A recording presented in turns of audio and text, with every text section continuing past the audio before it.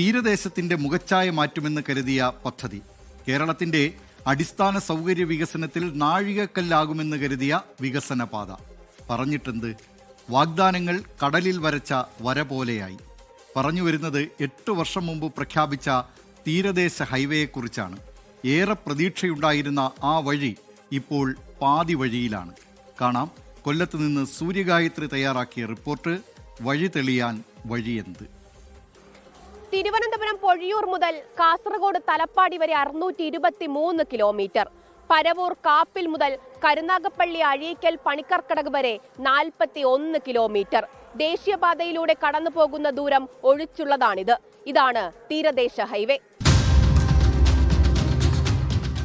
വികസനവും വിനോദസഞ്ചാരത്തിലെ കുതിപ്പും അതായിരുന്നു തീരദേശ ഹൈവേയിലൂടെ ലക്ഷ്യമിട്ടിരുന്നത്. വർഷങ്ങൾ കഴിഞ്ഞിട്ടും ഇട്ട കുറ്റികൾ മിക്കയിടത്തു നിന്നും പിഴുതെടുത്തതല്ലാതെ പദ്ധതിക്ക് ഒരു മുന്നോട്ടു പോക്കുണ്ടായില്ല. നമുക്ക് റോഡ് വേണം മക്കളെ, റോഡ് ഇട്ട് തരണം. ഇവിടെ രാവിലെ ആകുമ്പോൾ എഴുന്നേക്കാൻ പറ്റത്തില്ല. എപ്പം ഞാനൊരു ശ്വാസം മുട്ട് രോഗിയാണ്. ഈ പൊടി കൊണ്ട് എനിക്ക് ഇറങ്ങാൻ പറ്റത്തില്ല. അതുകൊണ്ട് നമുക്ക് ഈ ഒരു പ്രശ്നമേ ഉള്ളൂ, ഇവിടെ റോഡ് വേണം. ഇവിടെ പോവാൻ ഒട്ടും വയ്യ. ഒരു കാറ് പോയാലും വീടിനകം ചെന്ന് നോക്കും, നിറച്ച് പൊടിയാണ്. നമുക്ക് റോഡ് വേണം, റോഡ് വേണം. ഇത്രയേ ഉള്ളൂ പ്രശ്നം. നമുക്ക് റോഡ് ഇടണം. റോഡ് വരുമ്പോൾ ഒത്തിരി വണ്ടി പോകും, പൊടി മാറും, എല്ലാ അസുഖങ്ങൾ മാറും. ഈ റോഡ് കാരണം മൊത്തം പൊടിയും ശ്വാസം പോയിട്ട് കുഞ്ഞുമക്കൾക്കുള്ള മൊത്തം പൊടി മക്കളുള്ളതാണ്. വീട് നഷ്ടമാകുന്നവർക്ക് പുനരധിവാസം ഉൾപ്പെടെയാണ് പ്രഖ്യാപിച്ചിരുന്നത്. നഷ്ടപരിഹാരം വാങ്ങാൻ താല്പര്യമില്ലാത്തവർക്ക് സ്ഥലം വാങ്ങി വീട് വെച്ച് നൽകാനും ലക്ഷ്യമിട്ടിരുന്നു. പക്ഷേ എല്ലാം കടലെടുത്തു.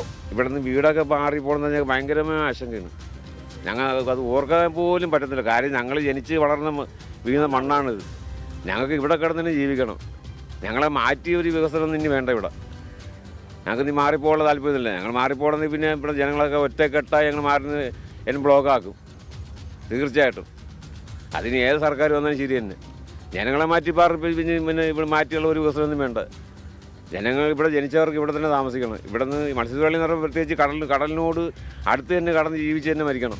പുനരധിവാസ ചുമതല തീരദേശ വികസന കോർപ്പറേഷനായിരുന്നു. തീരദേശത്തോട് ചേർന്ന് പുനരധിവസിപ്പിക്കുമെന്നായിരുന്നു വാഗ്ദാനം.